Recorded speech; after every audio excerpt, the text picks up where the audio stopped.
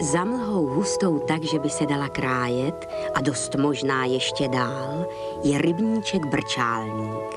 Ve dne je docela obyčejný, ale sotva ho večer přikryje černočerná tma, začnou se tam dít podivuhodné věci.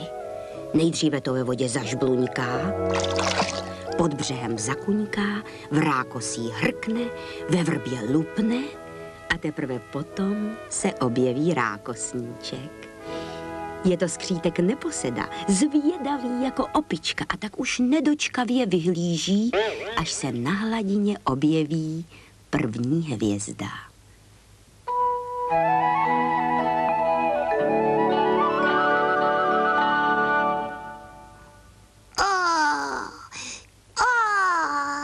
To je něco. To je něcičko. Taková překrásnost nevídaná.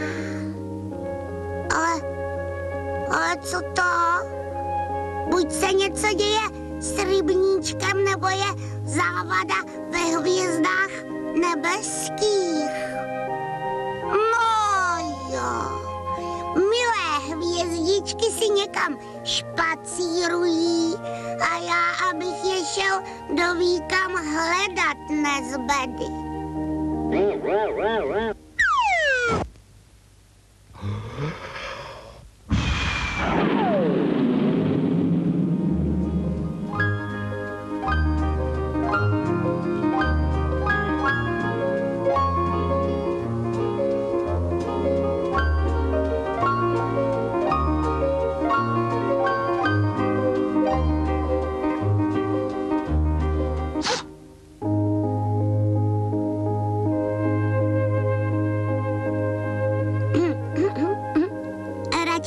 Dovolit, prosím, neračte vybít ten nebeský pastýř.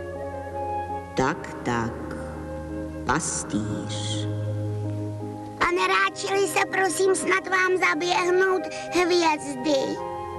No zaběhli se, chlapče, zaběhli. Za stříbrný potok se zaběhli a teď holt nemůžou zpátky. Prosím, pro mě maličkost, prosím. To budete prosím koukat, jak jim ein, zwei zpátky pomohu já.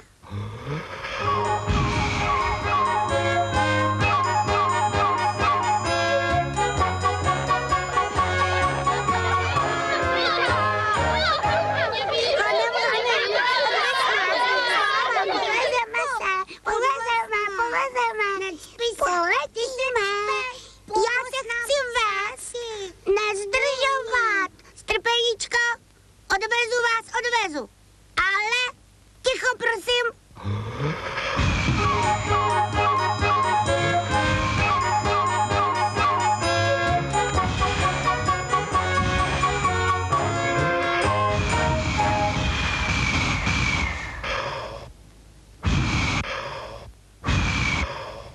Jo. Je to dobré. Daří se. Jen ještě moment strpení, neboť to totiž potřebuje nepatrné vylepšení. No, tak. A je to a račte nastupovat. Já, sláva, poklujeme na sedat, nekočej, nepředbíhej, ty co neslyšela. Puste, vypěl,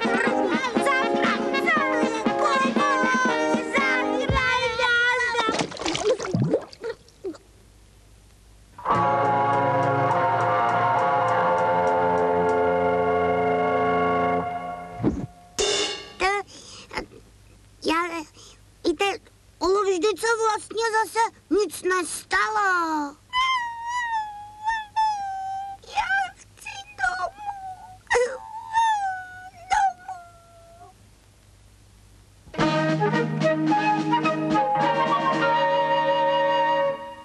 Neplakat, nezoufat. Teď to bude úplně, ale doopravdy to pravé. Ale pozor, pozor, necpat se, sestrkat řádně pěkně za sebou a hezky jedna po druhé, hezky jedna za druhou a pořád jedna po druhé a pořád a my zatím můžeme jít spát. A teprve, až se hvězdičky vrátí a budou všechny, ale úplně všechny, vrátí se k vám i rákosníček.